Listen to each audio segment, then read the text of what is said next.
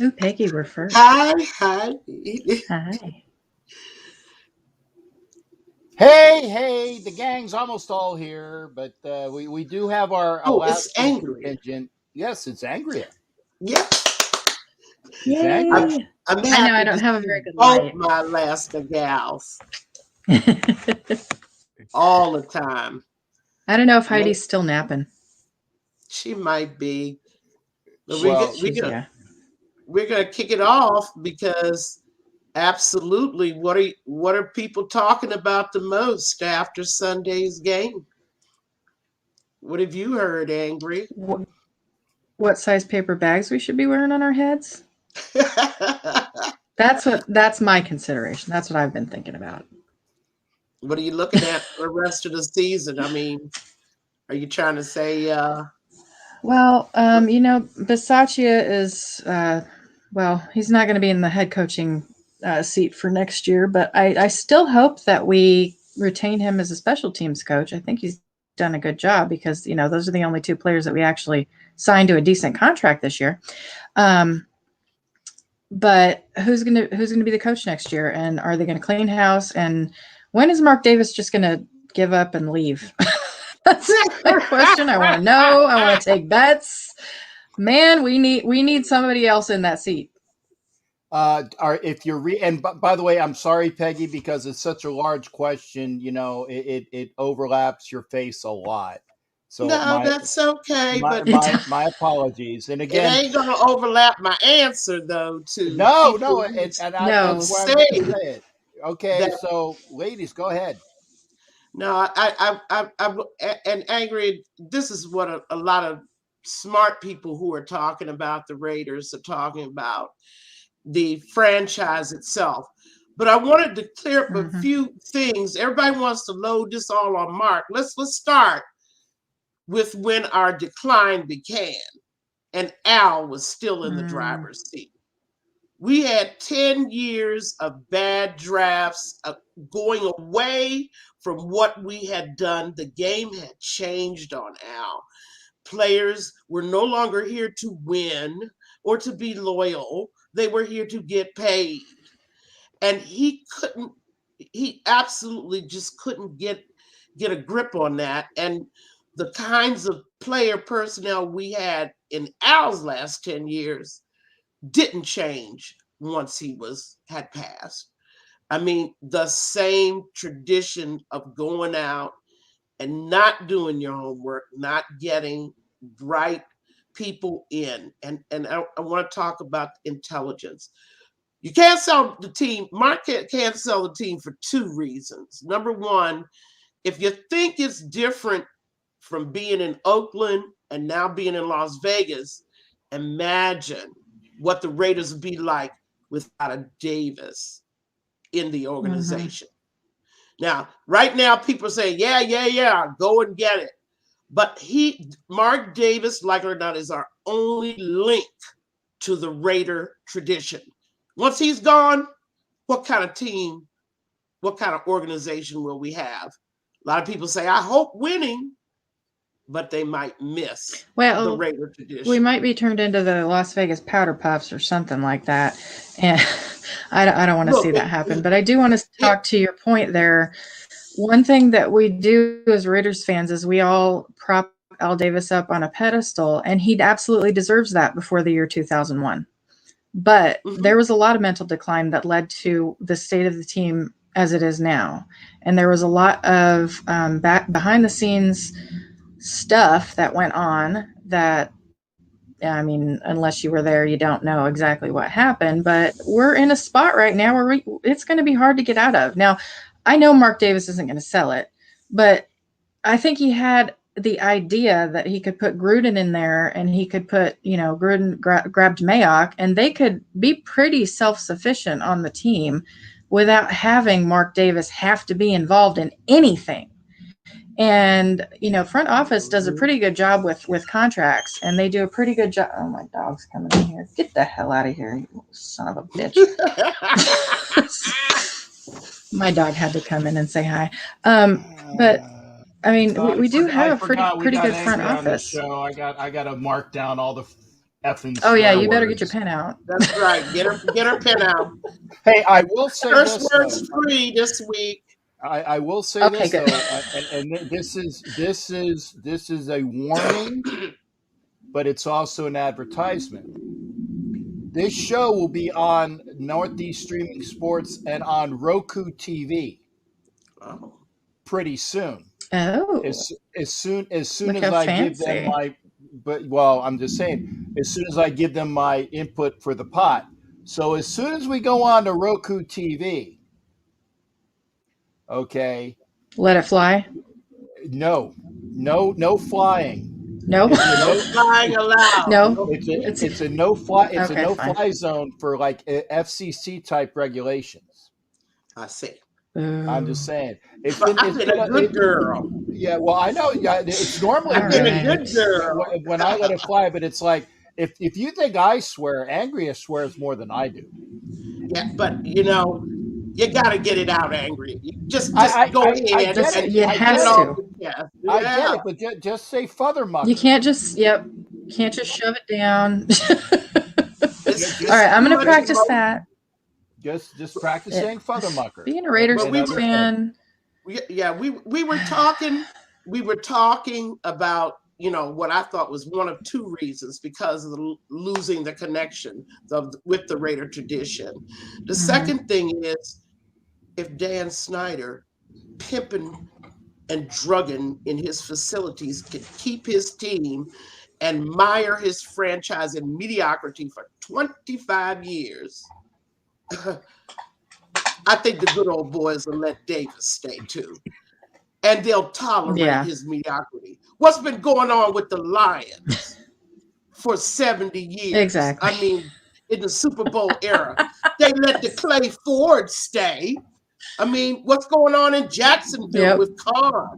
They let him stay. They built him a nice, smooth stadium. I was going to say they have to keep Shad Khan in there because that is the NFL's diversity program. Well, remember that. But we're talking about incompetent owners running franchises. NFL got their weak sisters. We got our fair share, yeah. But they did get Raider Jason asked. In defense, though, they got rid of Richardson. They got rid of Richardson in Carolina. Yeah. And that's one thing Raider fans need to think about is a change in ownership, is supposed to be another magic bullet like Gruden was supposed to be. Look at what happened in Carolina. They changed owners. Has anything changed? I mean, it's really about smart football people. It's all about that. And if we don't find, like the Redskins found George Allen and Joe Gibbs, an obscure offensive coordinator for Don Coryell in 81. No one knew who he was. How did Jack Kent Cook know that this was the guy? We need that kind of mojo going on. But that's a top we need down. That guy. That's a top down. What do you call it? Redo, blow it up from the top down. Okay, and I say now I'm actually of a mind that if Mark's going to keep the team, then he needs to run the team correctly. He needs to run it like a real modern day NFL effing franchise, and that is with a real president of football operations, okay, who hires the general manager and they figure out who the head coach is going to be. And the head coach figures out who his coaches are going to be. And then they get the players to go with that. But until that happens, we are already behind the power curve, about 30 years behind everybody else. And that needs to change. And thank you, Vicky, for your remember. And I say this: if every time you give a $5 donation, like Vicky did, I give her the penny. If you give a $5 donation via super chat or super sticker, you will be given an entry into the is it the Captain Jack treasure chest. I hate doing it, but it's my only good segue for the evening. I was able to get into the treasure chest of prizes. This was won by, let me see, this was won by Jesse Rodas on the last treasure chest of prizes, the Raider stereo earbuds. This was won by Mr. Wombat, the Raider Nation hard plastic bracelets. And because she finally gave me her friggin' address, this was won by Heidi a couple times ago. So when I get a chance to put it in the mail, probably Saturday, all of these prizes will go out. So again, every time you give a $5 donation, congratulations, you get on the wheel. So Heidi, you will get your carabiner keychain thingy whoozy what's. Again, the new one, see, still has the tag on it. Okay, the brand new Raider Nation hard bracelets for Mr. Wombat, and again the Raider stereo earbuds for Jesse Rodas. Everybody will do that. So again, every time you give a $5 donation, there you go. Again, I apologize. It was the best time to segue. You had to tell the winner. We got business out of the way. Yeah, we got business out of the way. Okay. But I think we're talking about, and Captain said it best, was talking about, he doesn't think Mark is going to necessarily lose his franchise like so many people are praying and wishing would happen. But he does think that, he hasn't done anything other than lost. Right.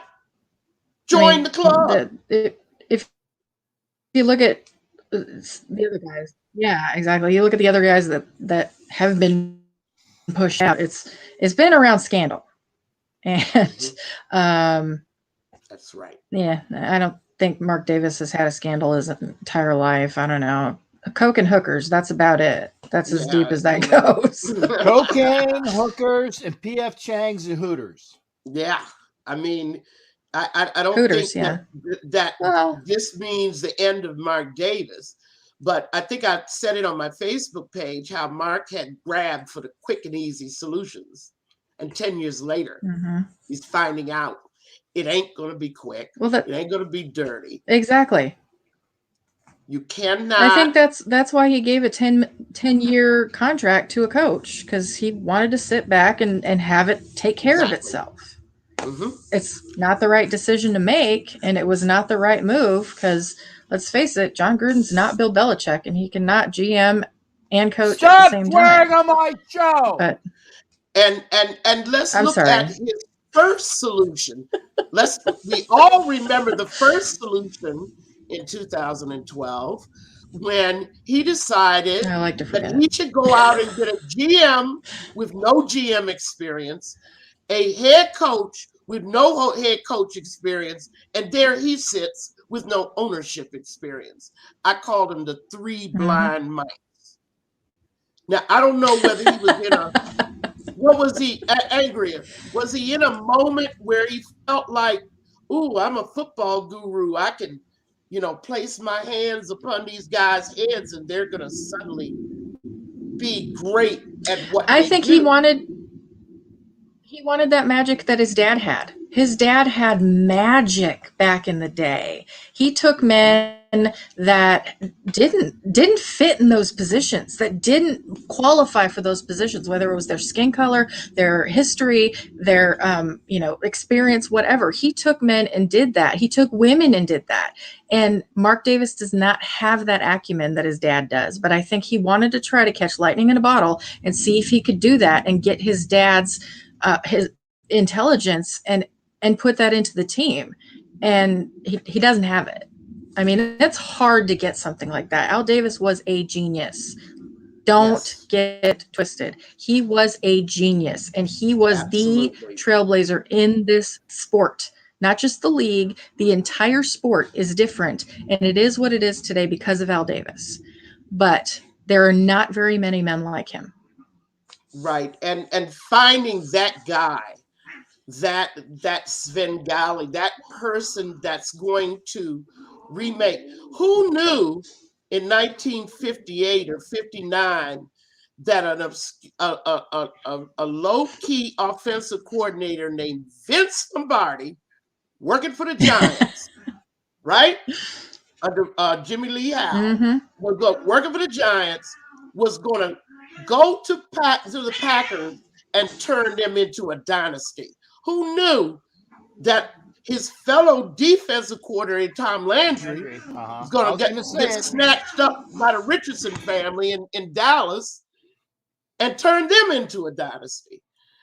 I mean, you gotta have that kind of magic where I keep saying smart knows smart. And if you're not smart, then you spend a whole lot of time covering it up. And I think that's what's happened with these two solutions that Davis embarked on, and neither one worked. And it is very interesting.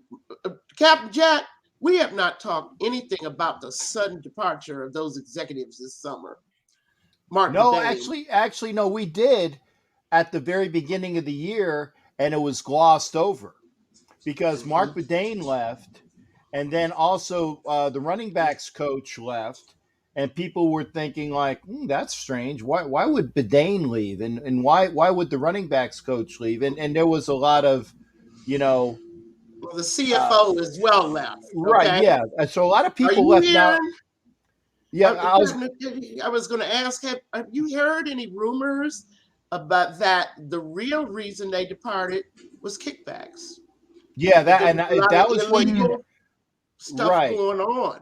That is what you said, and I was like, makes sense, because they left, or they were forced out the door, basically to keep a lid on. Okay, you stole from me.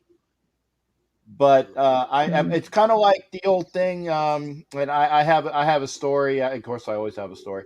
The Philippine maids in the Philippines, when they're caught stealing, the mama of the house puts the money back where it was, which was like in a like a little tin thing in the rice thingy, the rice I can't remember, dispenser, right? Until the Filipina maid goes for it again, and then the mom comes out. There you go, you effing B, you're gone. So that they were fired on the spot, but that's the way is it that Mark Bedane left allegedly or possibly because of some crookedness going on. Okay. And he took a couple people with him, like you said, the CFO, and that there is conjecture that they were getting kickbacks and or stealing from the organization, and they were asked to leave. The running backs coach I haven't heard from since, but people were wondering, okay, is this the fire? Is what is going on in your? People were saying, what is going on in the organization? And so maybe that it's coming out now. Go ahead, Angria. Let me put a couple of cents. It's probably going to be more than 2 cents, so just bear with me. If we're being real, Mark Bedane was everybody's friend, right? He wanted to get on everybody's good side. He wanted to give everybody the inside, knowledge. He wanted to get everybody the inside track on stuff and be the guy that they go to. I can't tell you how many people have come to me and said, "Oh, I have Mark Bedane's personal cell phone number." Who gives a bleep? Okay. So does everybody else. And this is not surprising. That would not be surprising to me one bit if that was truly the case. Just because he has not been a friend to the organization for a long time. No. I don't know what he's done. No. I really don't. Other than leaking information, I would not be surprised if he's the one that puts information out. And I have heard from reliable sources that he does, put stuff out there that's should not be anything outside of club business. And a good riddance to bad rubbish on that one. I don't care. But now we're in the position, like we've got these really big positions that we have to fill. And who's going to do it? Mark Davis is, Well, he needs a business manager. He needs somebody to hold his hand. Oh my gosh. See, with Mark, and people, again, I go back to what people need to, bring to the table here. With Mark, he did not grow up in the game. He was not a coach like Al was. He didn't know all these guys in the game and work with them and actually, was a part of the football world.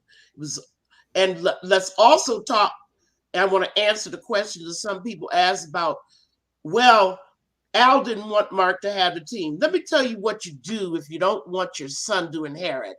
Remember what Jack Kent Cooke did? He took the team, put it in a trust, and then sold it to the highest bidder, which unfortunately was Dan Snyder. But he made plans to make sure that team didn't just end up in his son's hands. Al could have done the same thing. Yeah, but Peggy, let me ask you. Yeah, he knew what to do. Right, but people were, and you bring that up, which is a valid point. But you also brought up the fact that in his later years, or maybe like the last 10 years, Al wasn't firing on all full cylinders, and he had a lot of things going on, and maybe because he could be as sharp as a tack one day.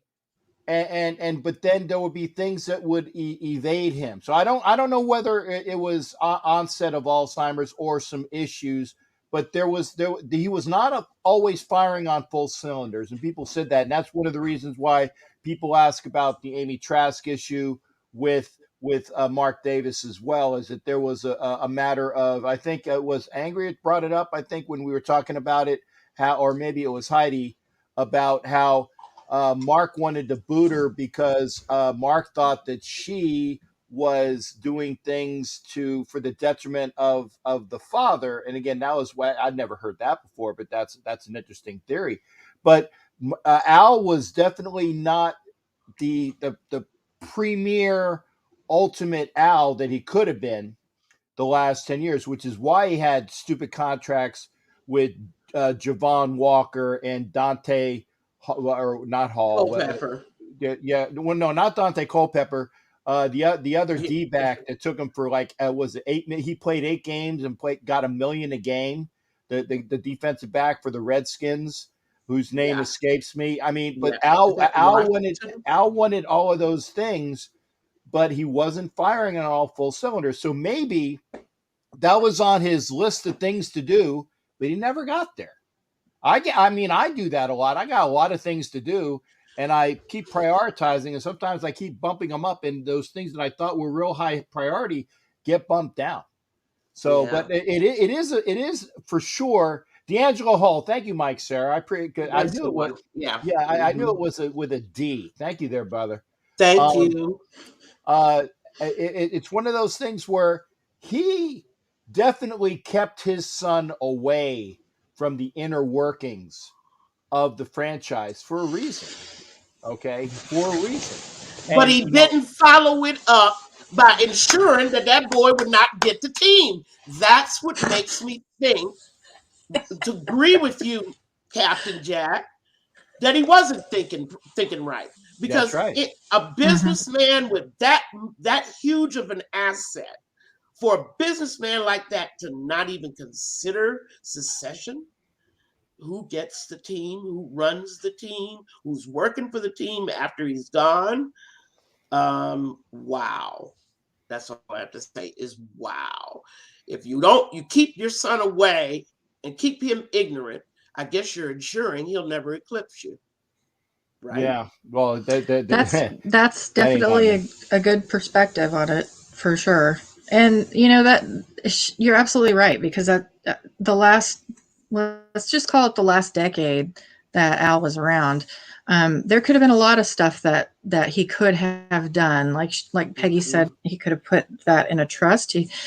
And the fact that he didn't have that business smart that he always had before that is a testament to the fact that he was around for too long. Somebody didn't guide him correctly, and whatever was going on behind the scenes, which we can't confirm or deny, whatever it was, it really did screw the Raiders. It screwed the team for, a decade plus. We're going on 11 years now. Well, add that to the 11 year, this 9 years of Al, 2003 to 2011. So we got a full 2 decades now. and the Lions fans say, welcome to our party. Okay? Welcome to the party now. And look at the Cowboys. No NFC title game appearances in the 21st century. Look at Cleveland since 1964. See, putting it in perspective keeps your blood pressure down, keeps you from drinking. You cannot ride this losing streak too hard. Well, hey, whatever works. I got it ready. The Raiders are not the only franchise suffering from bad football judgment. They just aren't. No, and we never have been, and we're just the butt of the joke because we're the easy targets. But different parts of the country make fun of different people. We just see on Twitter and Facebook that we're made fun of because we're looking for it. But I wanted to say hi to Richie, Neil, and Ed. Hi. And Richie asked a question, Peggy. What's the single thing the Raiders need to do to improve right now? And if you're a Facebook user, go to YouTube. I don't know who it is. It says Facebook user. Facebook user. If you're watching on Facebook, thank you. Come to YouTube, please. Oh, no. Because he typed Jumcaris was R-A-R-E best QB ever. So no, don't go. Just get off. Just go away. No. But that could be. You can't spell Jamarcus and. Okay, it could be a troll, but it can also be just pure satire. Well, now he also. Damn. Okay. It's the dog. I was going to say. But no. Let's answer that question. If I had to choose between what the Raiders need to do first, go ahead. It's Mark Davis. He's got to sit down with some smart football people and figure this out. Just like the chain of command that you talked about between president, GM, head coach. That's actually miraculous for the Raiders since our president, GM, and head coach was one guy for almost 50 years. Yeah. So, I mean, the one thing that I would do, Angria, what's going on? I don't know. I can't even mute her mic, so I don't. It's all on. Okay. I muted the mic. I didn't mute the camera, so maybe we'll have Angria come back when she can come back. That's not me, folks. Out what's going on there? Yeah. Okay. We've lost Angria temporarily. But the dog was in the room, so who knows what? Yeah. But that's the number one thing that I urge Mark Davis to do. Stop sitting down with your friends, your buddy. You ain't got that many in the game. Start reaching out for people you don't know who are willing to consult and advise and get you. We worried about you. I'm sorry. My dog decided to knock my computer completely on the ground. I knew it. And she is a disaster. But we were answering that question. Now she's eating Kleenex. I finished answering that Mark needs to reach out, and I'm not naming any names. He's got to go beyond his friends and family network to reach out to find these smart football people, a Dick Vermeil. I mean, somebody completely off the Raider radar. Thank you. Somebody who knows the game way outside the Raider family, okay, so to speak. He's got one. He's got one chance to get it right. He needs to consult with smart football people, and I don't see him doing that. Yeah, I was going to say, outside of the Raiders' realm, outside of the family, quote unquote. And I said it before, and my 2 cents, like I said, what we need to do, and I've said it, and again and again and again, top down rebuild, and something smart, a la, and again, this is my swear words for the night that are not real swear words, the Patriot way. Thank you. Okay. It's the 21st century approach to team building, to championship building. And like him or not, he got it done. Yeah. He knows what he's doing. I mean, there's a reason they were on top for 20 years, and they're having a pretty damn good season this year too. So, I mean, but look, New England labored 40 years in the wilderness getting it wrong. Okay. 2000, 2001, it's their turn. Okay. And that's all it is their turn. Our turn is coming up too. We need to find that guy that has the vision. Hey, whatever. I mean, I vote for Captain Jack. I mean, where did people find Belichick? How did they know he was going to work out? I mean, I said it. Belichick was in our office at the same time that we were interviewing John Gruden, and we took the wrong coach. It might have been that Belichick just didn't fit the culture, and that's what we also happen to have a discussion about effed up, psychotic culture that does not reward good performance. It's all about popularity. If I like you, you get to stay. Part of the problem that I that I see with Belichick coming on is that the headbutting with Al probably would not have been a good look, and he wouldn't have been around for long. There's no question about that. That's true. That's true. And you can tell by the way he acted when Bill Parcells, remember the Jets? Bill Parcells was leaving the Jets. Oh, yeah. Anointed Belichick, and Belichick did not like that. Yeah, he was coach for a day and said, I'm out of here. He was out of there because he's not the kind of guy that's going to let somebody lay hands and anoint him. Yeah. I don't need your permission. Correct. And I think that's evidence that him and Al would not have worked. By the way, we figured out who my Facebook user is. Thank you, Popeye, for identifying yourself. Popeye. Damn it. Okay. See, Angria knows who Popeye is. Angria knows who Popeye is. I know who Popeye is. He's not a troll. He's just a nudge. Yeah, but that's a good word. Good word for him. He's a nudge.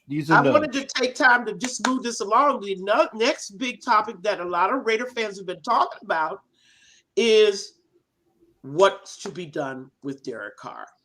And I know that's at the top of people's minds. I've always been a Derek Carr supporter, but when the distraction, he has become the lightning rod for 20 years of Raider fan frustration. When the distraction becomes bigger than your potential, it's time to go.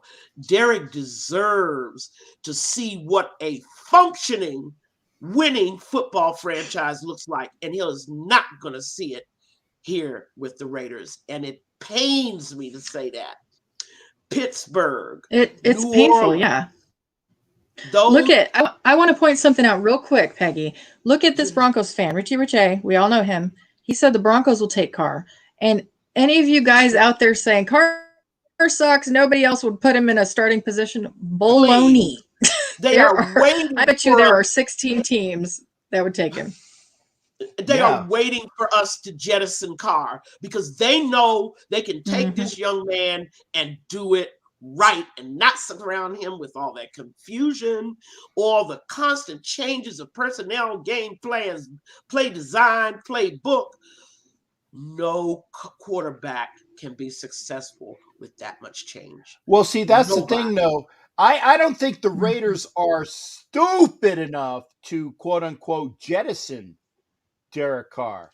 He's They become are too big no, of a wait, distraction. no. What I'm saying is, I think, and this is the other They're thing, and this is kind of like the other thing that you were talking about with that was kind of going said we were talking, and this is the segue between Carr and Davis, is that Mark Davis said that the team, i.e. me, will decide on Derek Carr's future before he even brings in a GM and coach. That's stupid. More Raider dysfunction. I knew when it was Exactly. said. Yeah. Chain of command. Right. President, GM, head coach. Head No, coach that's and GM get together and stupid. decide Yeah. And whether you know Carr what? stays. That's stupid. And I tell you what, Mark Davis, first off, get a new bowl for your haircut. Okay. And a bigger bowl, like a Violator 2-quart. says that there's probably a dossier of me in the Raiders organization that's at least this thick. Probably so, after the way I've been going after a lot of the people. But the thing is like I said, is that the Raiders would not like just cut Derek Carr because he is at least on the team for one more year, for at least for contract purposes. If they want the best for the Raiders, take those trade offers and see who wants him. Hopefully, trade him to the NFC, i.e., New Orleans. Right. Or at least they're not going to be stupid enough to trade him in division. Like I said, I'm sorry, Richie. They can forget about the AFC West. Can forget about it. Right? Yeah, it's not going to be the Broncos, Richie, unless he pulls a Brett Favre where he goes to one team so he can go to the team he wanted to go to in the first Or place. AB. Stop by the Jets for a minute. And by the way, just a side note on the Broncos. This is a perfect example of a team that opted to pay a defensive end instead of a quarterback. Okay? And as a result, where are they 5, 6, 7 years later? Yeah, they're on the Rams, but I tell you what, they got some really good draft stock for him. So they still don't have a quarterback. They still don't have a. I get it, but you know what? Franchise quarterback situation was bad after Manning left, and it's still bad, and that's why they will be mired in mediocrity until they get that figured out. They got to get that figured out. They're talking about Von Miller, Rich. That's who we're talking about. Duh. Yeah, no, he said, okay. He wants to call him a linebacker. Okay, fine. Yes. Let's just centralize that and call him edge defender. Defender. That's the new term. So you could just mix them all up. When he took all that money that the Broncos paid him, the bank didn't ask him, are you an outside linebacker or a defensive end? He took almost more than $100 million from them. And they still don't have a quarterback. Yeah. But you're not getting Carr. Sorry. Unless Carr goes via the freeway to somebody else and say, oh, by the way, can you trade me to Denver? Carr's not that diabolical. I think it's straightforward. I think Pittsburgh or New Orleans are the best destinations. Stability. Yeah. New Orleans even more because they got an offensive guru, Sean Payton. Yeah. And I'm all for trading him to Nolans. I am. I'm all for. And again, I'm not a Carr hater.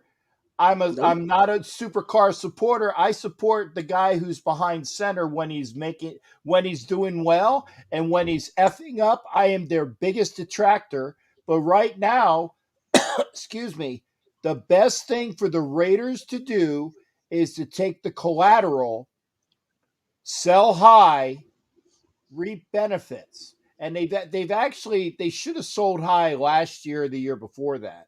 But he's still at a high watermark. Sell high, get as much as you can for him, keep him out of the division and hopefully out of the conference. That's what you do. I mean, you have to be thinking about what what value is Carr bringing at this point in this stage of our development? And unfortunately, he's just become a lightning rod for people who are in total denial, who don't want to face that it's been 20 years of dysfunction long before Derek got here. And I keep going back. What's the first thing Derek Carr saw? Year 1, game 4. What is the first traumatic event in a series of traumatic events? He loses his head coach. His head coach gets fired. Mm-hmm. Welcome to the NFL. And from then on, it was just nothing but body blow after body blow after body blow. Musgrave gets shipped away because of some petty squabble that him and Del Rio had. I mean, he was improving under Musgrave. Then he gets Gruden. 3 years later, his game is back again at the high level he was in 2016. Then out of the blue, Gruden's gone. I mean, the guy has just taken a lot from us. I'm not gonna. I can't say much more. I'm not going to say that he's reacted to it well either. I mean, he has not done a good job of getting himself acclimated to each change. But it's hard. There's fault on both sides of this, and there's no question about that. That it is hard to have a different boss every year, and I have to figure out, okay, what does this guy want me to do? Do I have to do more audibles? Am I going to listen to every single thing that Gruden tells me in my ear? Is he going to make me throw a conservative play? Do I throw it behind the line to gain when it's 3rd and 6? No, but when you're sitting behind the line of scrimmage and you're wondering what the hell to do, and you've had 6 years, 8 years of different people telling you what's the best thing to do. Yes, your brain as a quarterback 8 years in should know, but you have a different receiver every year. You have a different tight end every year. Let's face it, when your tight end is your top receiver, there's a problem, especially when that tight end cannot catch a simple ball that, let's face it, my 2-year-old could catch. Darren Waller is a fantastic player. I got nothing. There's no filter today, Peggy. None. Darren Waller is a great tight end, but he cannot catch the simple balls where he is not covered. He just drops that crap and oops, sorry. So all of this is recipe for disaster, all of it. And we're seeing it. Disaster. Right. And I keep going back to people about who we going to replace with it. That's not the point. Derek has become too big of a distraction. He is distracting the entire organization, the fan base, the media, everybody from the problem of the Raiders at the organizational level. Derek gets to take all the crap.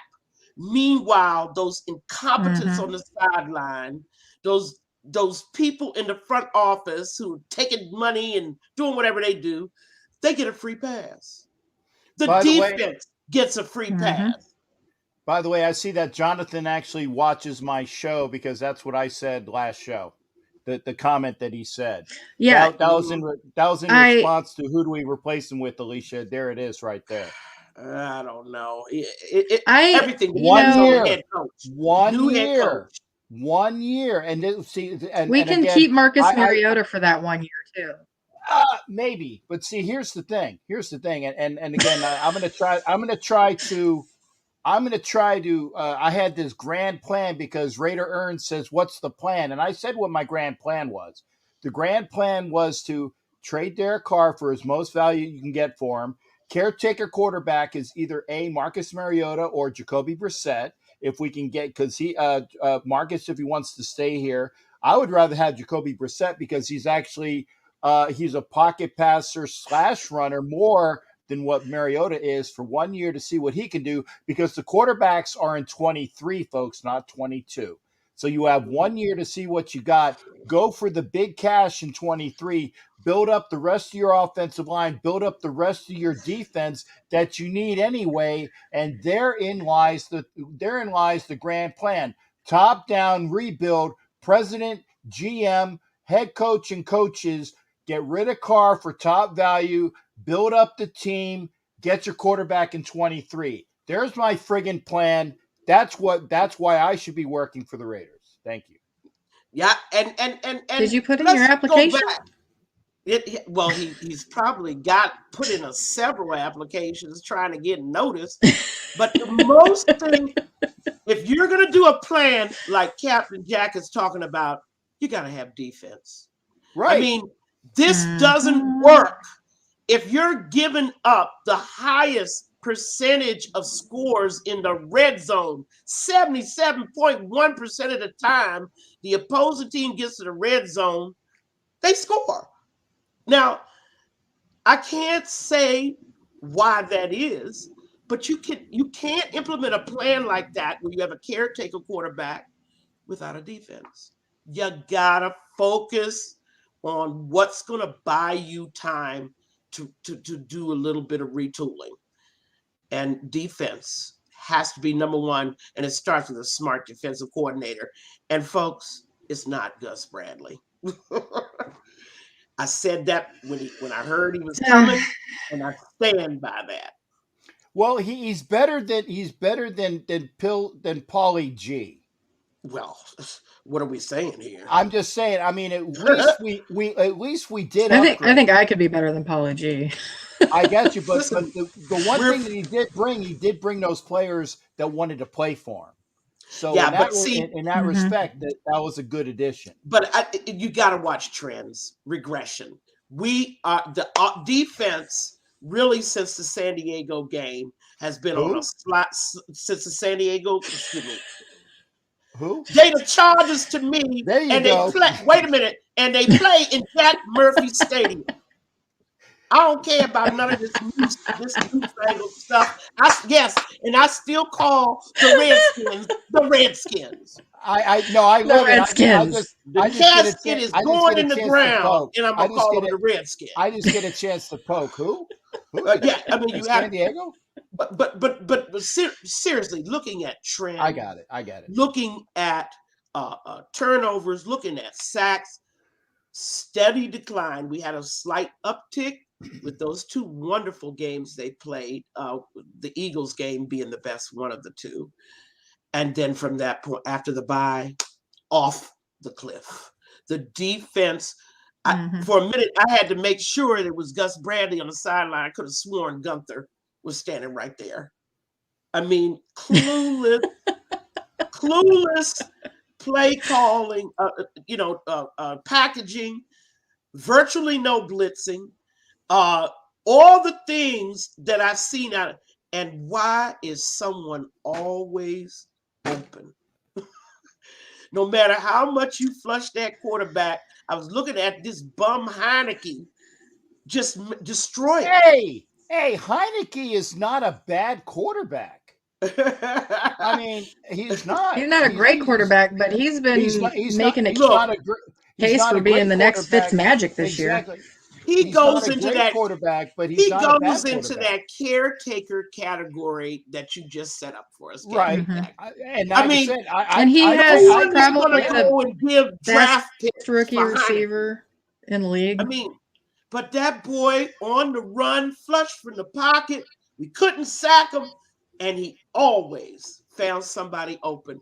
And I'm like, I know it's hard to hold coverage 7, 8, 9, 10 seconds. I know it's difficult, but why do other teams get it done? They either sack the quarterback or they make it sure it's an incomplete pass. Gap coverage. We have one thing that we do not do, and we haven't done for years, decades. I don't even know. Our secondary has not had any attention paid to it for you can draft secondary players all you want all day long every single year, but if you don't do anything to teach them how to play in the NFL and put a unit together that can defend the pass, there's a waste every single year. This is why Belichick is successful. He has a system. He has packages. They are set. That means he knows what kind of players he needs to go out and draft or acquire through free agency. It's a no-brainer for him. And then he coaches them up so that they know if you don't give me your top performance, you're going to be gone. Okay? That's the only way that you can run a franchise, since all these guys are out here for the money, you gotta put some other kind of motivation in them. Otherwise, and that's where coaching comes in. For instance, if we had coaches, there's no way they're out there dancing on Kansas City logo before the game. Mm-hmm. I mean, there's just, I can't tell you how amateurish in high school that move really was. Oh, I can see what's his name, Biaggi, I think. Oh, well, Bisaccia. Bisaccia. I can see him now thinking, well, maybe that'll motivate him. No, you're the coach. Why aren't you motivating them? Wasn't it Al Davis that said when you catch a pass, you act like you've been there before and you do it again? You don't act like a fool? Or was that John Madden? One of the two. I don't remember. Like, but we've gotten away from Madden. Yeah. That's a Maddenism. We've gotten way too far away from that. You're here to play a game, not make yourself a spectacle. Right. And that's that, but I couldn't help but thinking, what is going through the coach's mind, allowing that kind of nonsense in a pro game? I remember, I don't know whether you remember a game, Cap Jack, maybe it was a Thanksgiving Day where Owens was playing for the 49ers. I was just going to say that. Owens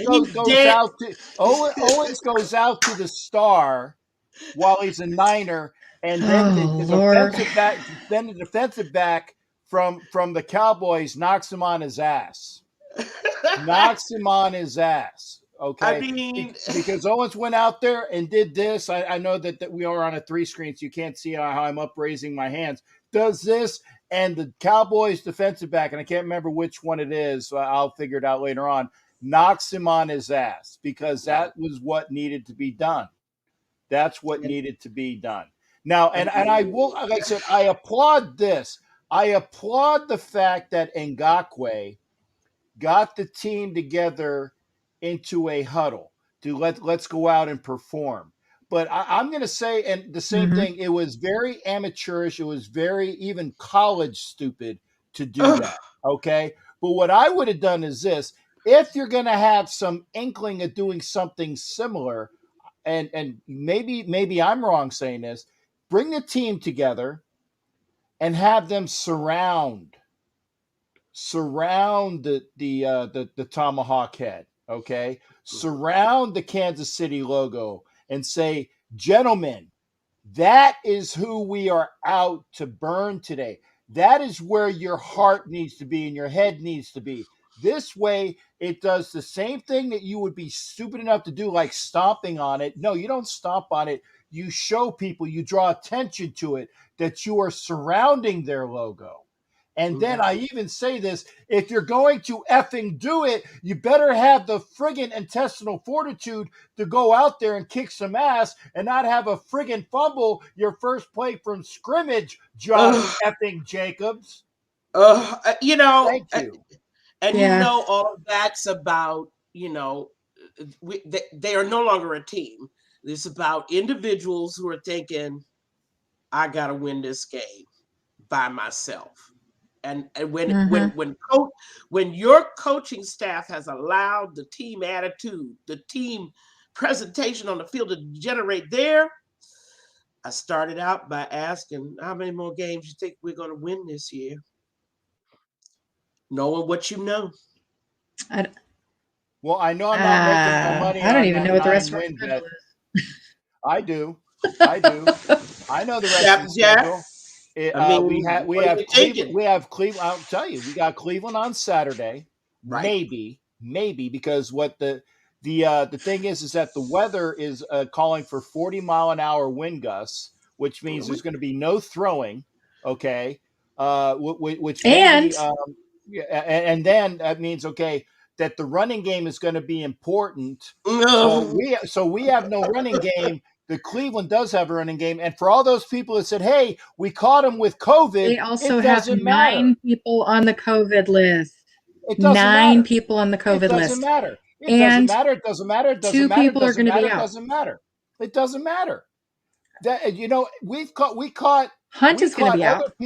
we caught people short Ooh, I better before. take him off my fantasy right now. Yeah, we caught Oh, people short before, and it took overtime to beat the friggin' Cow Patties when they were down Lamb and Dropsy Cooper. And we've had other games.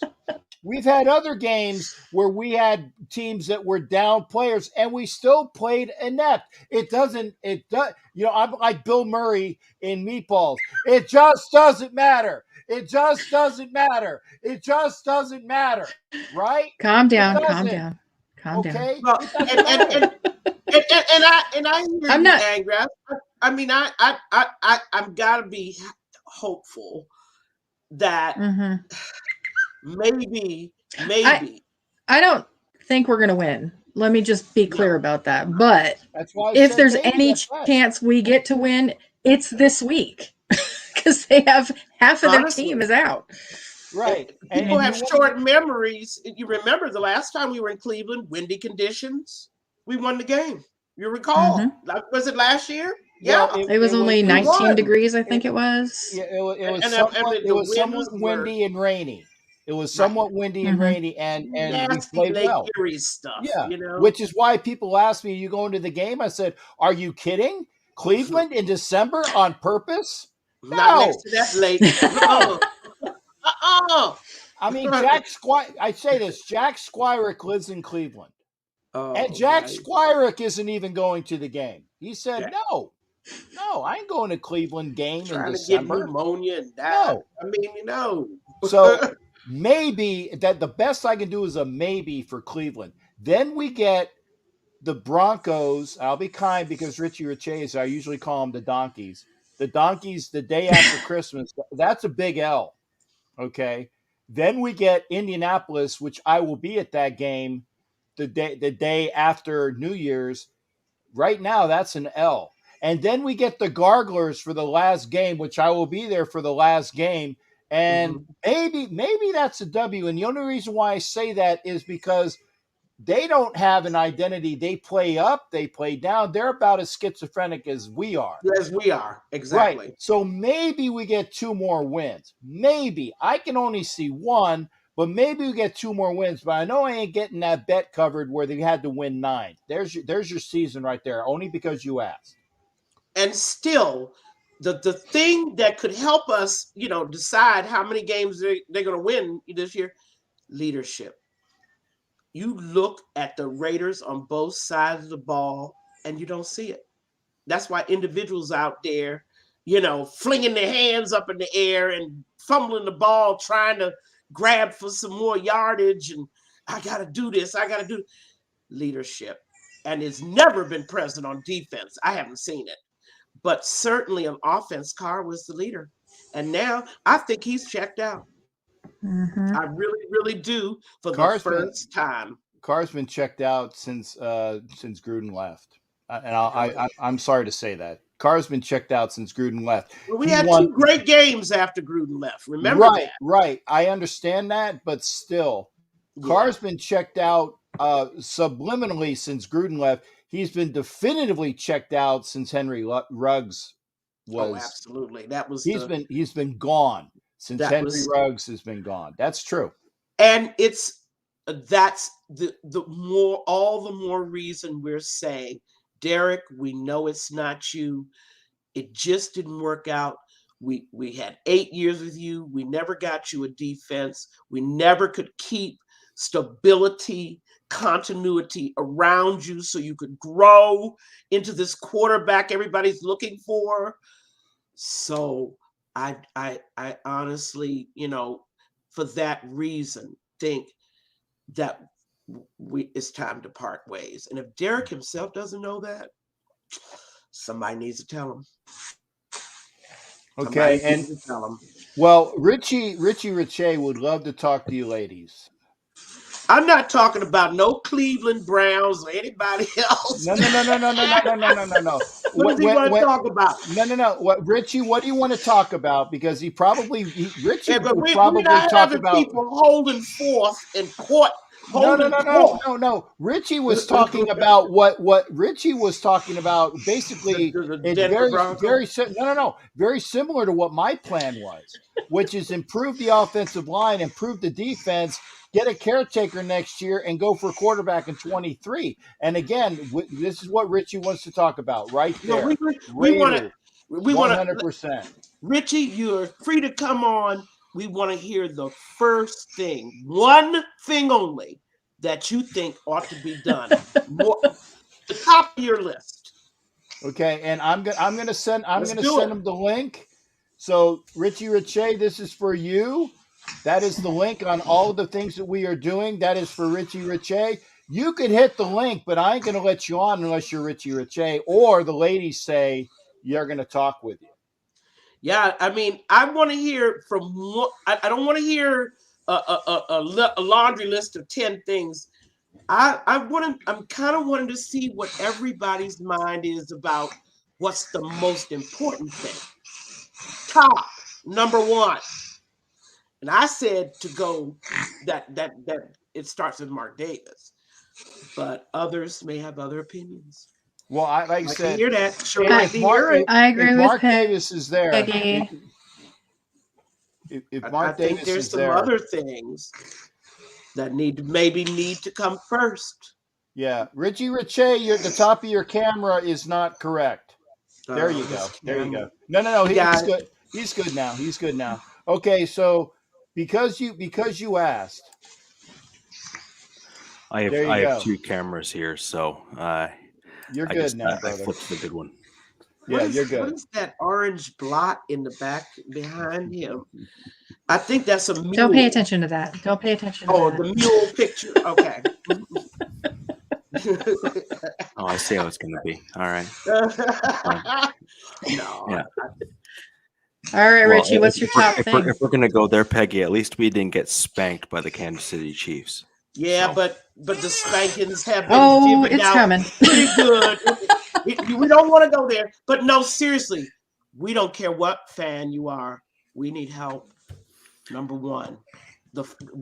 Right, so top on your list what we need to do to fix this. So I actually think you guys are really well posed to kind of pull a little bit of a Miami Dolphins this offseason. I think that you guys are going to be in a spot where you guys should start selling off some of your prime assets. I think guys like Jacob should be traded for a 3rd-round pick. I think guys like Carr should be traded for a 2nd-round pick or a 2nd and a 4th or something to that effect. So the first thing you would do is trade people.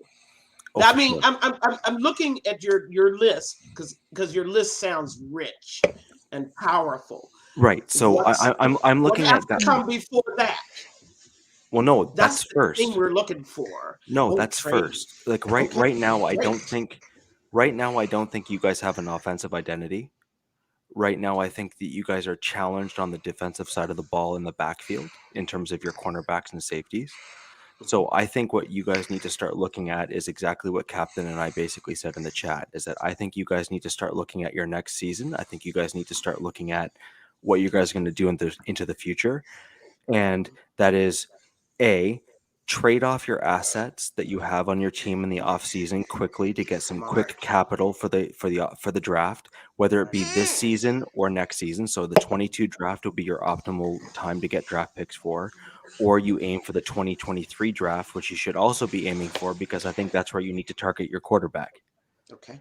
Now, when I look at where you guys are at right now, but to Peggy's point, Richie, I have to go ahead. To Peggy's point, we can't do that without a front office, and that's what we need to do first. Is we need to have executives, and we need to have people in place that can actually make those decisions. Right. So your foundation is not sound. The way in which you think about these wonderful list of things that you're talking about. We are dysfunctional. Everything we do is going to be dysfunctional unless we fix that. We start rewarding performance.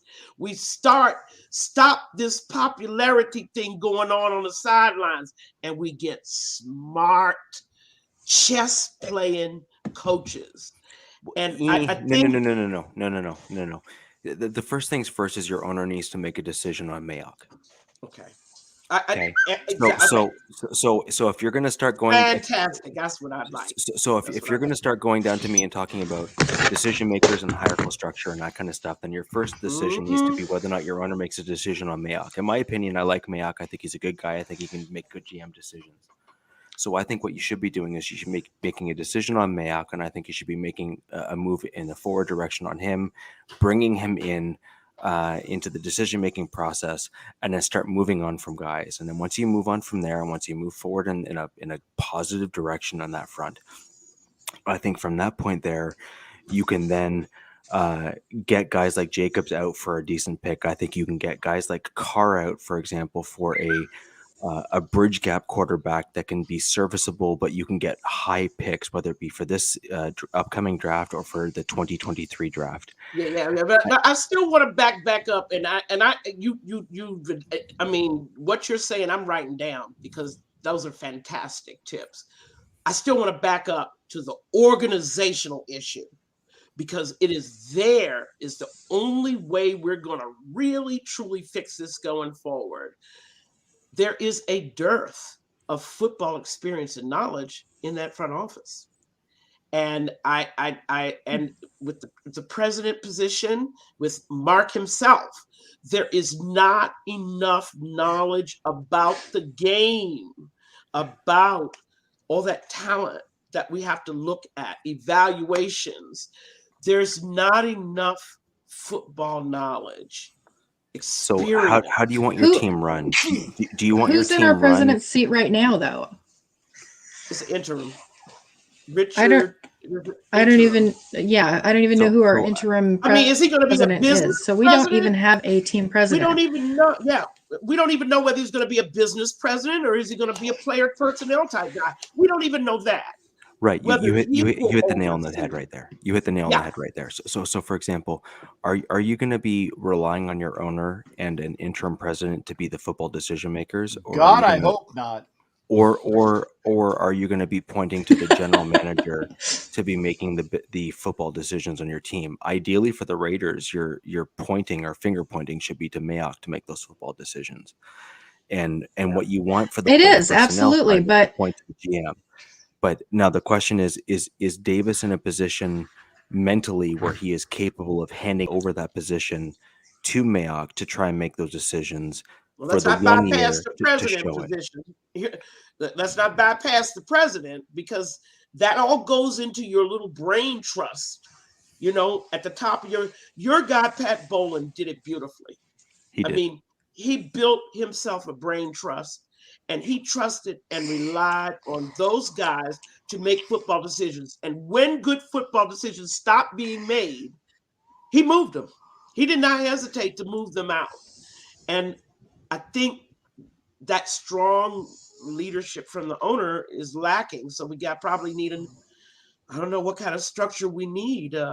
No, but Bowlen relied on other people around him to make really solid decisions, and he listened to the people around him, right? So the question is that do you want a president in your organization to be more business orientated in terms of the dollars and the cents, or do you want No.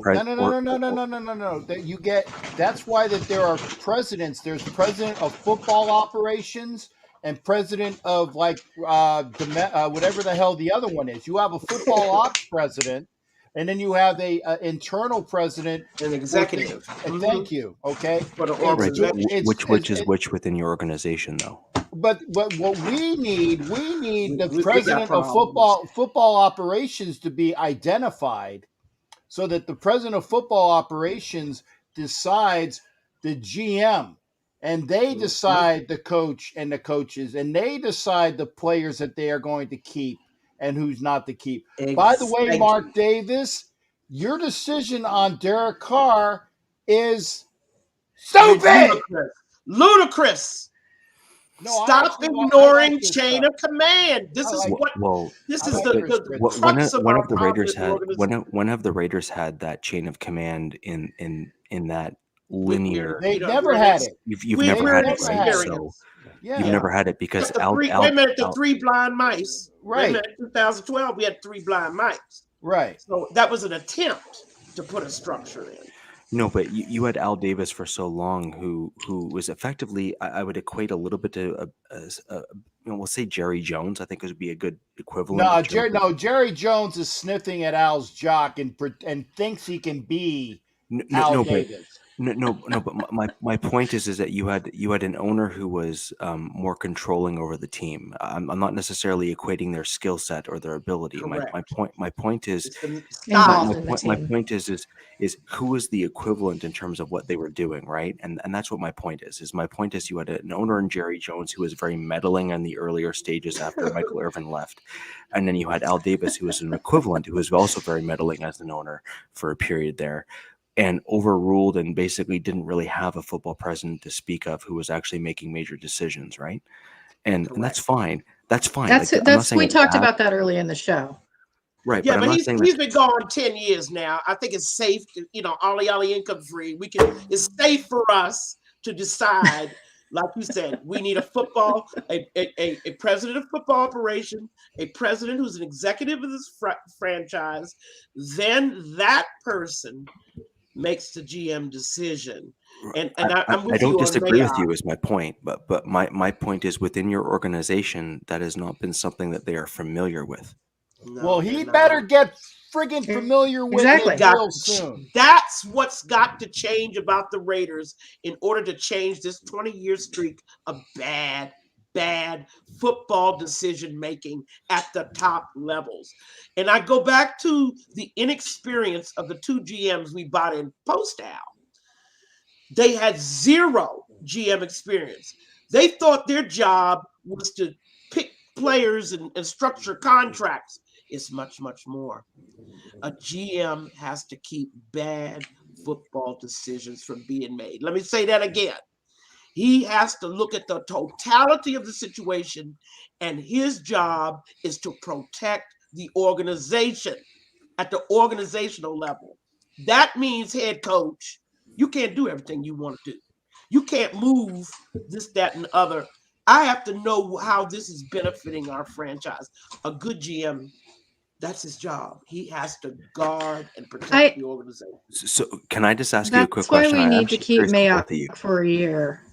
I like him. I do. So here's my question. One more question, Richie. I have a question for both of you, actually, because I think this is super interesting. So if you don't have a president of football operations, like a solidified person in that role, and you had a head coach who effectively had 51% say, the question ultimately is, in the Raiders drafting woes since Gruden came in and had that kind of control and power. They predated Gruden by try 2003. Well, that might be true, but at the end of the day, organizational issue. No, but at the end of the day, just but at the end of the day, you had a gentleman that was deemed pretty much a drafting guru in Mayock, who came in as your GM.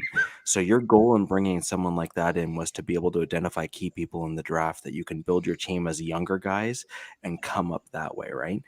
And ultimately, you kind of shot him a little bit in the foot by basically having your head coach being able to overrule him in the early picks in the draft. It made no sense whatsoever. Yeah, so we did. So then we absolutely did. Is if he was still learning the other side, which, by the way, I also agree with you, is if you don't have a guy that can kind of help course correct the bad decisions within the organization, you're going to be in trouble. But that side of the organization could be learned pretty quickly in 1 or 2 years of bad decisions, and you start recognizing what's good and what's not. But McKenzie had 6.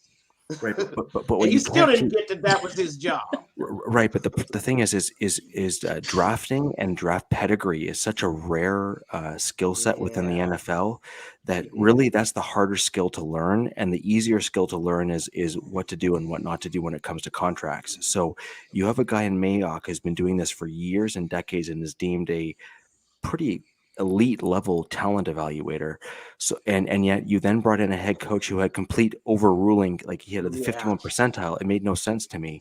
So we brought Mayock in last, though. Gruden was hired first. He hired Mayock, and the reason he did that, and the reason I think that Mark Davis let him do that, is because of the drafting issues. Gruden had he had say, there's no question, first 2 rounds all Gruden, but everything beyond that is those are Mayock picks, and you can look at every single one of them and see it's a Mayock pick.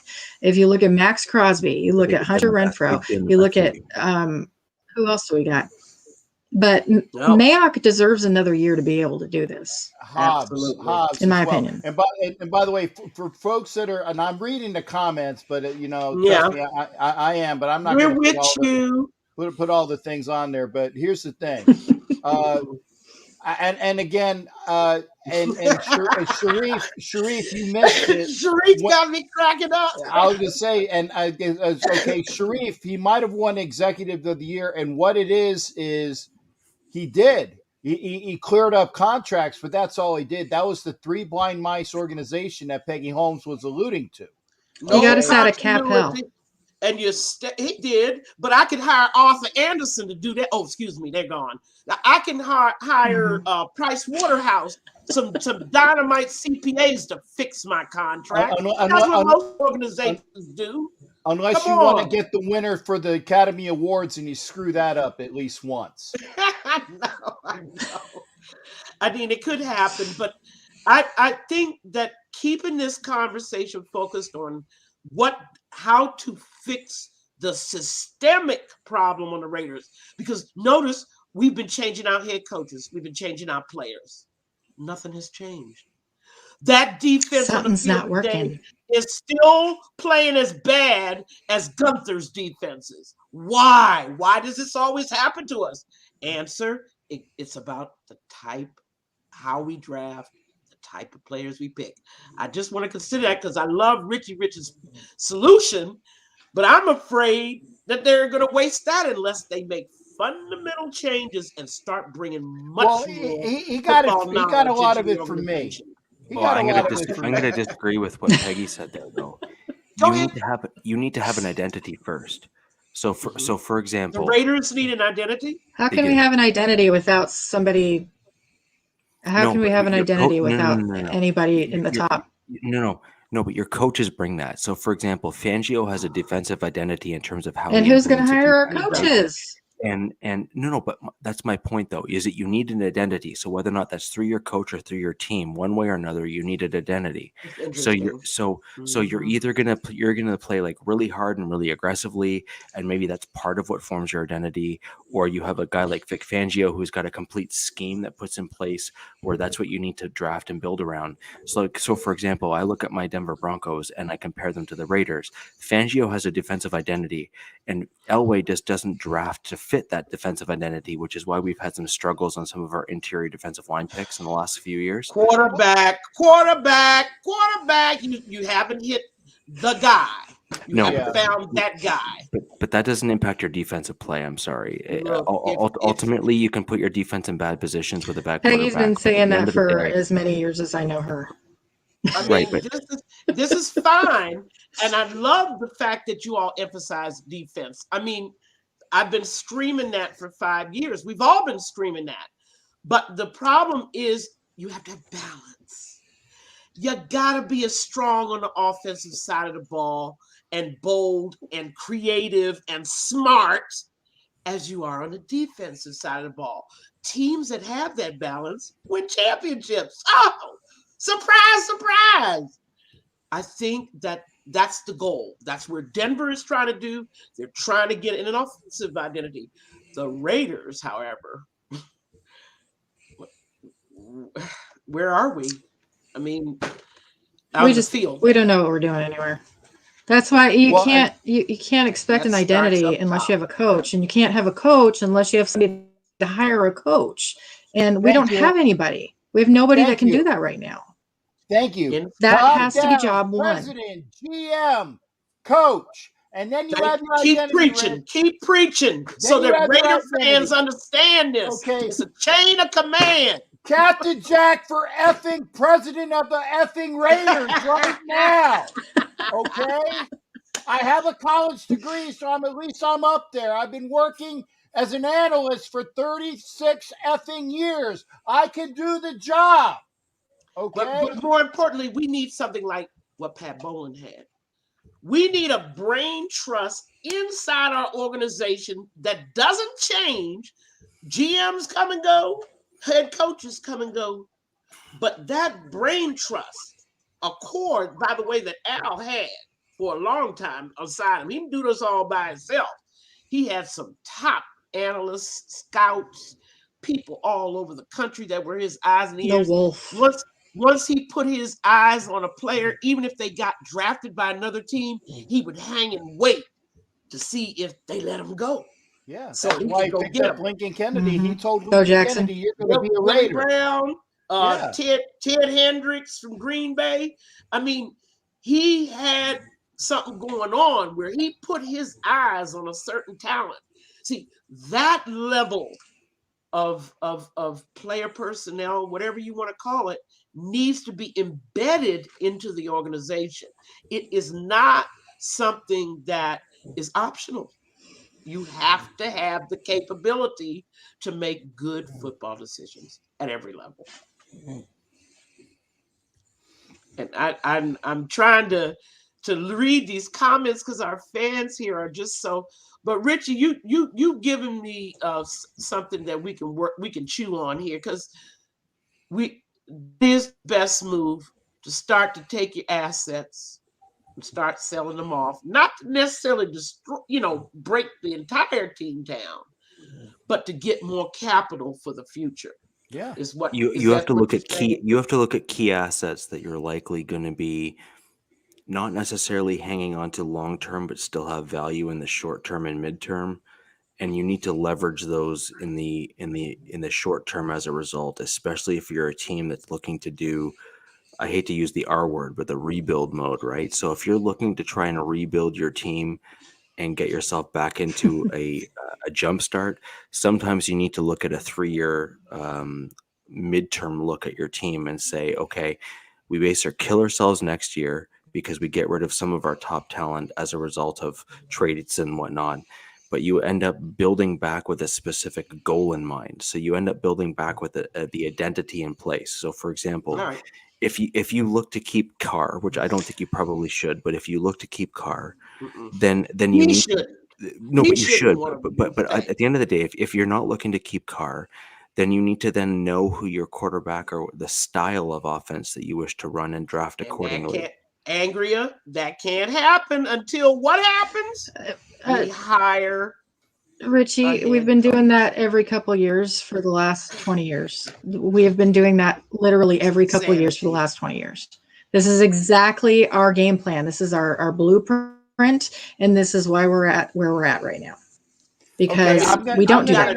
We blow it up, and then we sell things off, and we cut people, and we don't do the things that we're supposed to do to follow that up. We have been blowing this thing up, and right now, I mean, we blew up the whole thing and left everything in Oakland just about, and now we moved to a new place, and great, it's all pretty and shiny and new, but it doesn't help when you have nothing to fill the stadium, period. And we have been blowing up from foundation up for the last 20 years. Okay, may I? Because I got to get, first off, interjection. Yes, sir. Well, I'm just saying, if you want to talk like Richie Richey is right now, if you want to talk to Peggy and Angria, put it in the comments. If you want to talk, put it in the comments, and they will say yay or nay, okay? This is their show. I still want my question answered. Okay. And I think that's what Richie came on. And Richie, we appreciate you sharing with us those observations. They are so valuable because you're on the outside looking in. You're not a Raider fan. You can see right away what we're doing wrong. And that's the kind of opinions I was hoping to get more people to share with us. Captain, can you do that? Yeah, like I said, if you want to talk about one thing that they think needs to be done first, I would really like to hear those different perspectives. Again, if you want to have some perspectives, put it in the comments section, and what you would do first. What you would do first, Raider not fans. What needs to be done. We have a list. Yeah, we know my list is about 17. Got 17 things on it. Yeah, but that top thing.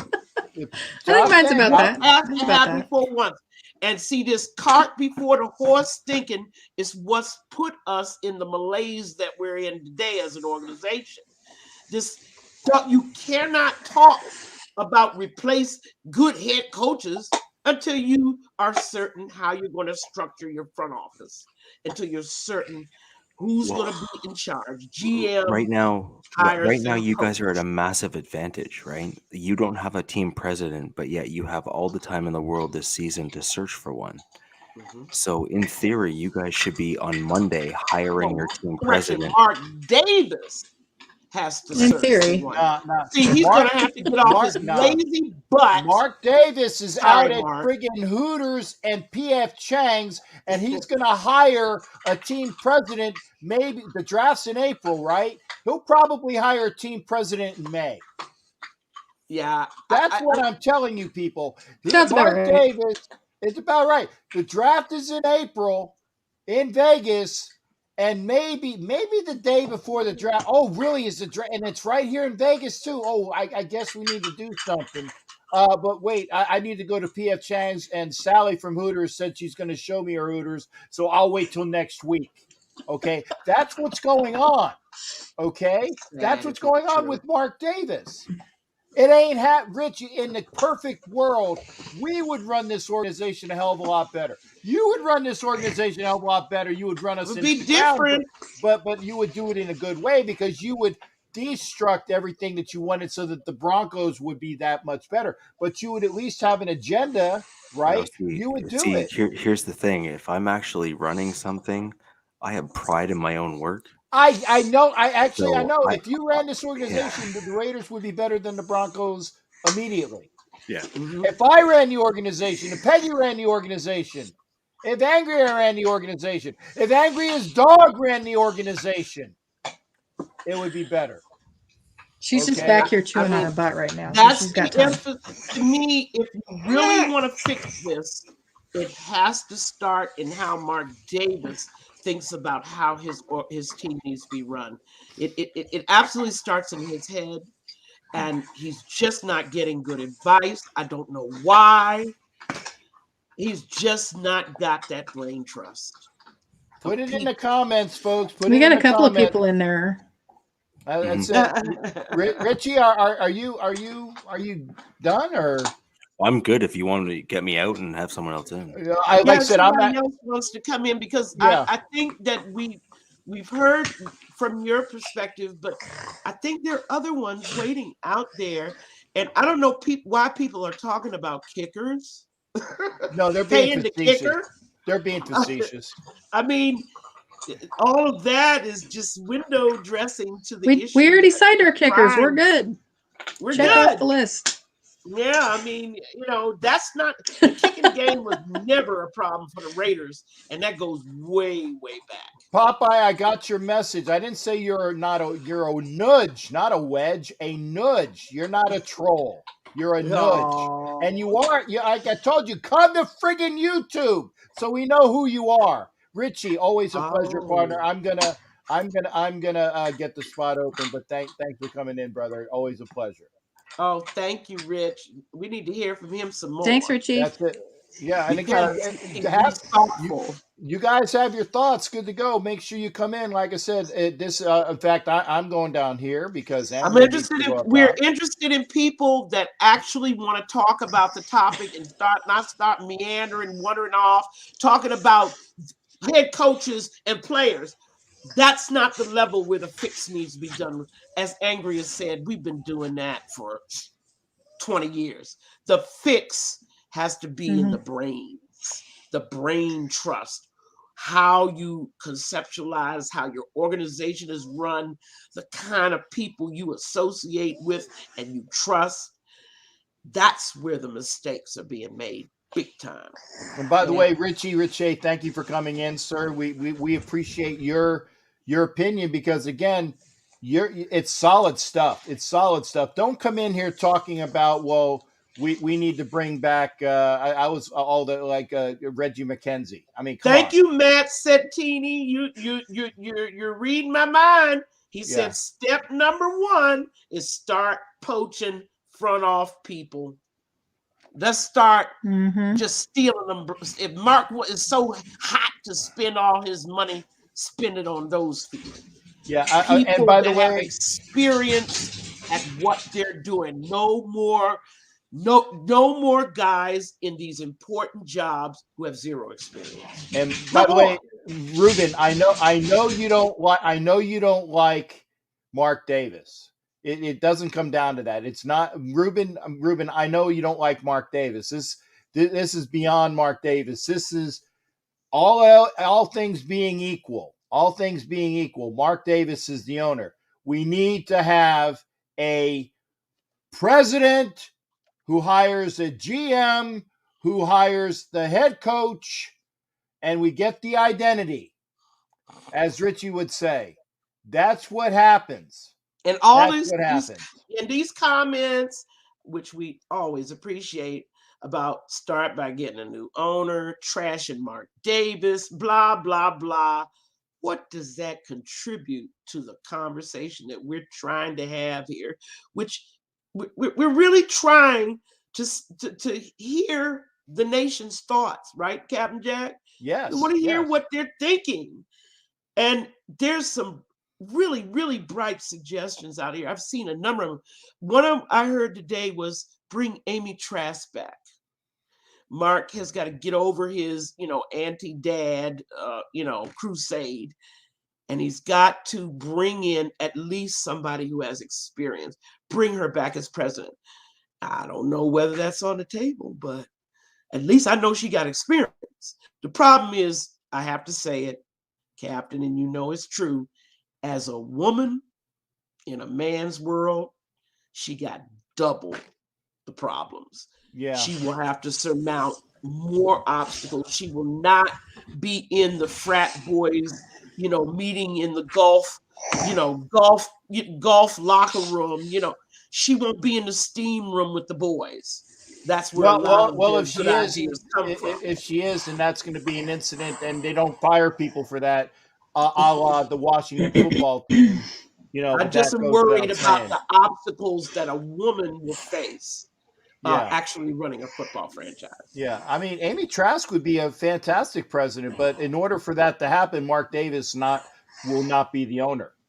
That will not happen while Mark Davis is in charge of this team. It's unfortunate, but that's just the way it is. That's just the way it is. I just think that we need to take the focus off Mark, his haircut, the way, the fact he's trifling and all this kind of stuff. He's the king. Get over it. Yeah. I mean, I crack on him on his haircut, though. Could I drive him to an empty lot in New Jersey under the former Meadowlands and bury him? Maybe. But for the moment, he is the owner. And we have to start looking at what does that owner need to do. And he needs to stop being lazy. And he needs to roll his sleeves up. Something he's probably not done in his life. But he actually has to get into this thing and stop messing it up for 10,000 people. I mean, let's face it. Vegas isn't going to stand all that losing either. They're not a town of losers. They're a town of winners. That's right. Right? That's right. And again, we appreciate all the comments. Again, and actually, Ed Winchell actually brings up a point, which is actually true. Mark Davis does not own the Raiders. No, he doesn't. Mark Davis does not own the Raiders. But when you have partnerships like that legally, and they designate one person as the decision maker, what are they really saying? I like to be silent. No, they're not going to bust in on him and throw him out of his office. That day is never coming.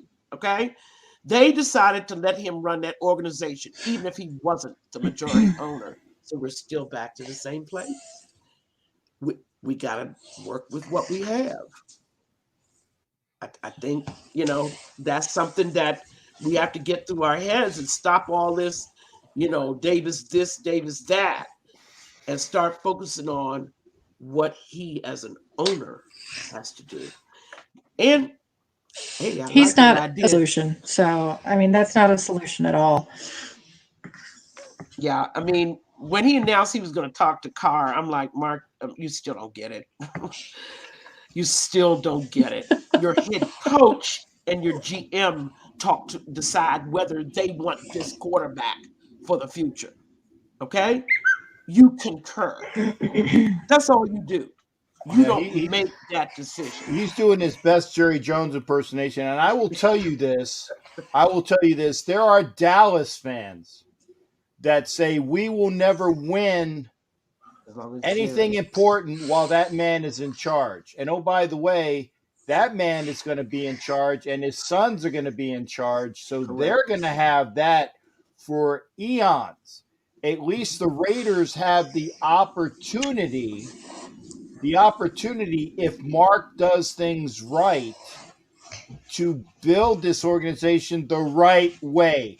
Football operations from football people that know the game. And again, we understand that he went out with John Madden. He went out with Ken Herrick. He went out with Ron Wolf. We get it because that's all he knew at the time. That's all he knew at the time. And those guys gave him said, I'd hire Reggie McKenzie. Okay, well, if that's what you guys say, then it must be a good thing. Well, I'm sorry, Sharif. He won Executive of the Year, but what did he leave us with? The only good thing that Reggie McKenzie did was he cleaned up the cap. That is one thing I will give to him. He cleaned up the cap. He didn't do anything else. Let's measure that GM by how many of his draft picks on the roster today. 50 picks. 51. You cannot have a successful winning franchise with that kind of strikeout rate. And let us say that we're not happy with Mayock's 3 years of choices. So what are we learning? What are we learning about the way that the Raiders, Angria, I mean, you got to know what I'm talking about. It's not just we just have terrible luck. This thing goes on no matter we just don't have sitting in the seat. The plane's exactly, still and we don't have an identity. We don't have a pilot. That's exactly what it is. We do not have a pilot. We have a bunch of people trying to serve drinks and going down with the ship. And exactly. You can't hire a guy like Mark Bedane and have him be everybody's friend and expect something to get done.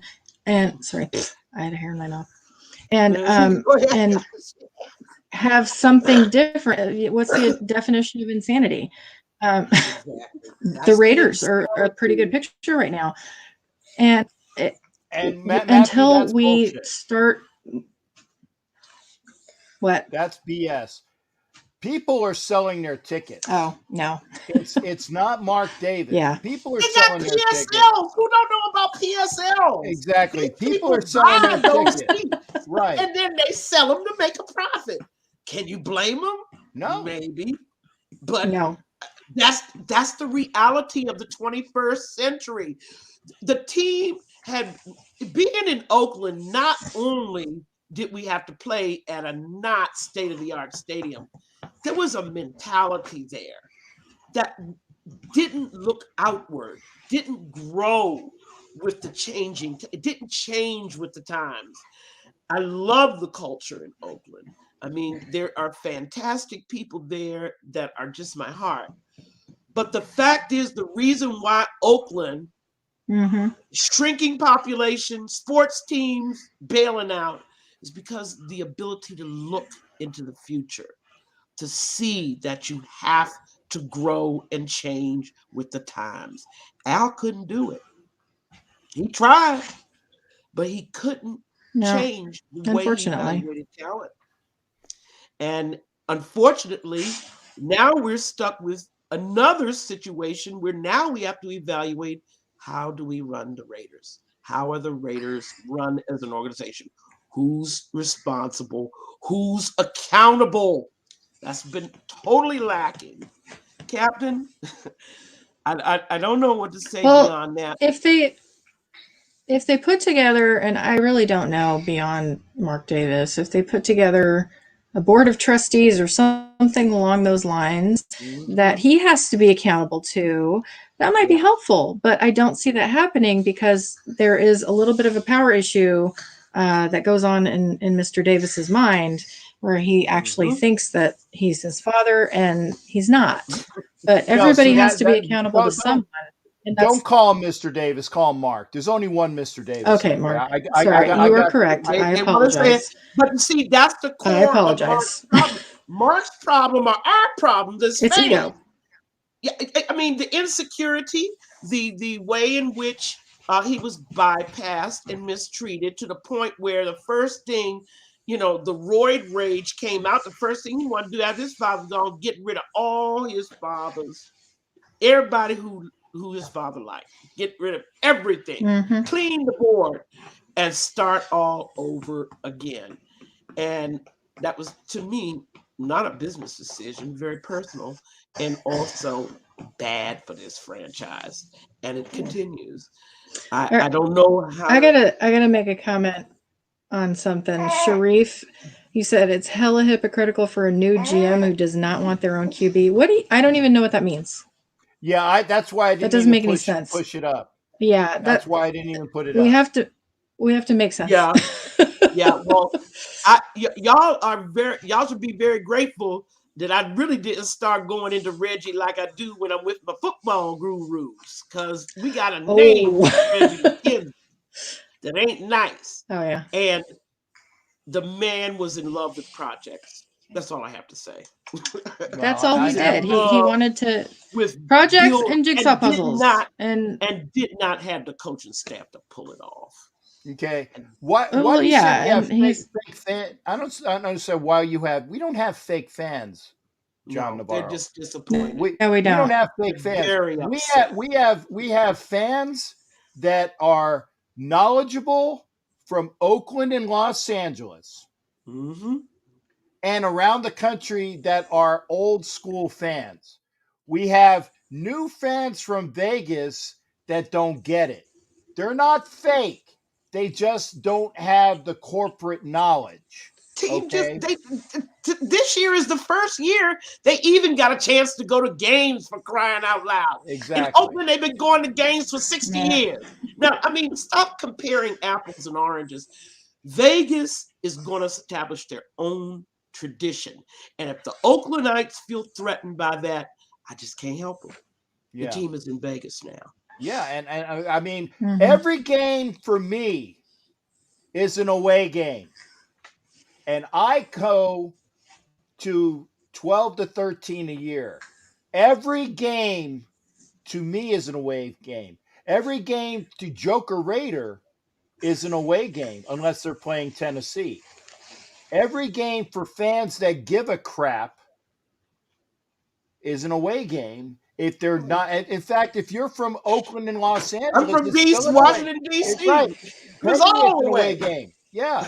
So don't We say were surrounded by opposing fans. right. And Cool Kev, I wanted to just remark about that. Reggie gave Carr all that money. Reggie paid himself. After the 2016, Mark said, give those guys a bonus. And Jack Del Rio and Reggie McKenzie paid themselves. Okay? Mark's been paying a lot of people who haven't delivered diddly squat. He's going to spend money, spend it on a brain trust. Some knowledgeable football people inside your organization that are your staff. Okay? Everybody got paid. What? Gruden got paid. Who got paid? Del Rio got paid. Del Rio got paid so good. How many years did he take off before he's had to start working again? At Didn't he least take 2 or off 2 3. years? At least 2 to 3 years. Yeah. He was getting It paid. was a good 2. Yeah. I mean, every team in the league pays their quarterback. I mean, if that's their guy, they pay him. It's standard and routine.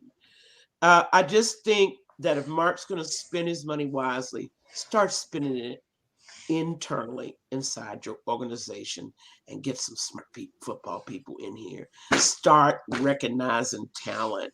There's probably talent inside the Raider organization that because they're not popular, they have never risen to positions of authority. Yeah. Who knows? You know, that popularity thing is going to be the death of us yet. There needs to be performance. There needs to be accountability at the top levels. Hey, And Sharif, Matt Sharif, don't get didn't me wanna started be on there. that. Matt Do didn't want do to not be get me there. started. he didn't want to play that. He came to the conclusion that we came to about Derek Carr years ago. Mm-hmm. If I stay here, my career will be dead. Okay, and I'm afraid that is exactly what the top coaches and top players in this league are saying. Yeah, Vegas is nice, right? Right, Captain? Vegas is nice, Yeah. but that toxic thing they got going on inside that organization, they'll kill my career. Oh, Yeah. bonk. They'll destroy it. And another reason Mac had to decide to leave, he was looking out for his health as well. The man was getting double and triple teamed because the Raiders never went out to get matching bookend D-end of his caliber, DE of his caliber, never got the defensive tackles to push the middle. Everybody was just focusing on Mac. It was just a matter of time before he was just going to be broken down and busted. And for that reason, too. And we busted him, and then he went to Chicago, and look how he's done at Chicago. He had a good year. Then he was out for half a year with an ankle injury. He was never out one game in Oakland. Not one game. We busted him. We left him. Correct. And I was so sad because he was my favorite player on that team. And the day that I woke up and my best friend texted me and said, we traded Mac, I cried. I literally cried, tears, real tears. But I can't be mad at him. Edward, darling, the problem with the Raiders' defensive line has always been a defensive tackle. You can have the best edge rusher in the world, but if you don't have that push up the middle, all they're going to do is double tip, triple team him, hold him, and he'll be totally ineffective. It's an interesting stat. The year the Raiders won 2016, Angria, the year that the Raiders won 12 games, they were number 32 in sacks. And that's with Khalil Mack. Player of the year. Wasn't he defensive player of the year that year? Totally ineffective. He was all pro in two positions. Right. All pro, two positions that year. His year. And we were 32. We might have to we might have to mute Sharif because he's not making any sense. They tried to get Aldon Smith. No. Yes, they did. What is Aldon Smith doing? Sharif can comment all he wants. Well, the point is that does he want it didn't matter whether we had because he's going to get it. We did not treat him right. Mac didn't save a thing. Didn't. And the linebackers behind him. God. Mike Sarah says, I don't even say the guy's name, although I think I had to, and I'll probably have to smack my hand. 50 who? It's all your fault, Jack. All your fault, Cap. Yeah, 50 who. Mike Sarah is a long-time viewer, so he knows what I call him. 50 who? Yes, he does. He gone. He been history. He making his way elsewhere. And he just got the message earlier than Carr. This franchise eats its young. It destroys young talent. It absolutely does not. We don't incubate and nurture because we don't have good coaching and haven't had it for a long time. And in any event, it's not stable. It doesn't stay. And that's the two death knells of a player developing into a top player. Like you said, the BB model. I didn't call him Bill, right? Did I say Belichick? No, that's okay. Model. Yeah. The Patriot way, Bill Belichick and the Patriot way. And by the way, Jacob, I've said this to Jacob. Jacob is one smart gentleman. He's like close to being 18 years old.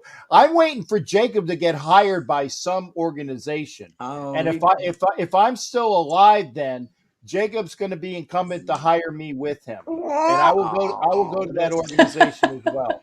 So, right, Jacob, and Benjamin, I'm hoping the same thing too. I mean, but I see the same thing happening to Max Crosby that happened to Mac. Teams come in keying on him, double and triple teaming him sometimes, holding him because they know we have no other threat. Now, Ngakwe, I thought that he was a threat. That's why we got Yannick. Yeah, that's why we got Yannick. But the problem remains. The rest of our line is not winning the trenches. You can't just have two edge rushers come off the edge and try to sack the quarterback when you have nobody in the middle. I mean, Jonathan Hankins is a serviceable nose tackle, but the rest of our middles and our linebackers are just we're having a tough time. And then if you don't win the trenches, you have to count on your secondary, and we can't. There's just we don't have it. We don't have it right now. It's just the way the game is played. Two dominant DEs is not going to get you a pass rush. You have to have push in the middle. And I have to briefly mention how many times I counted Jonathan Hankins on his butt. He was being blasted out of there. Quentin Jefferson, same thing. Solomon Thomas, the same thing. I'm like, I thought we had fixed that. But it appears we have not. We need Aaron Donald. Something's going wrong. We need. I don't even think Aaron Donald could save us right now. Got game. And let me say this on a sign off. Max Crosby, if you're getting held, you need to tear a page out of Deacon Jones' playbook. Deacon realized that he was getting held all the time, all the way through college and everything. What did he do? He invented the swim move. He invented a technique where no one could get their hands firmly on him because he was moving his arms. You got to rise your game one level up to keep from being held every play. You can't just holla. I'm being held. No, you need a new technique. They can't get their hands on you. Figure it out. And I was going to say, for what I was saying as well, and we're almost at the top of the show, and thank you for everybody. Thank you for being here. Just a couple different things as well. Again, Captain and Wenches every other Tuesday while the season is going on, and if that is like we'll probably do an end show, depending upon where that hits after the season. I'm not sure, but. These ladies, this is their show, plus Heidi, who's on hiatus. It's for people who are saying, why don't they have their own show? They do. I'm just the moderator. Okay? I'm just the moderator. He's our captain. He's our captain. He can't do it without him. I'm not doing a show without him. This is their show. This is their show, and they are the brain trust. That's why I said, if you want to come in, you just got to ask them, and I will give you the courtesy through the red rope. But it's up through them. And Angria and Peggy and Heidi, when she's in, always with the intent, content, and portent that drives this show. So we thank everybody that's here tonight. Make sure you join us in 2 weeks where we will be talking probably we'll be talking about the Raiders' loss in Cleveland and the debacle that the Raiders shite the bit on the day after Christmas. I'm being a realist, folks. Okay, if we get one win, we get a win, but we'll see. But the ladies will be here in 2 weeks. Browns by Jacob says, I hope so. Yeah. And again, and we've even said, even with the brand, like I said, Jake, great kid. You guys need to have Jacob come or listen some in for Jacob. Really smart gentleman. That would be lovely. Yeah. And I appreciate really all the comments to give us something to go by and something to keep you involved, and we'd appreciate any suggestions about how we could even make this show better. Yeah, that's it. Well, they're going to say get rid of the old dude with the beard. Oh, no. No, he comes with the package. Get rid of what? Well, Is I the do. old Come, dude. I do come. Oh. I know you said it, Peggy. I do come with a package. That's He true. comes with the package. Sorry, it's a That's package it. deal. That's it. We're all together. But I hope you enjoyed the way we think about football. Certainly different from the talking head, the jock shows, right? All right. And Benjamin, I'm going to say this. I'm going to give this one last comment. You guys think we're going to win another game? Yes, I think we're going to win one more. We're going to be 7-10. That's my prediction for the record this year. We're going to be 7. What are we? Yeah, we're 6-7 right now, right? Yeah. Right.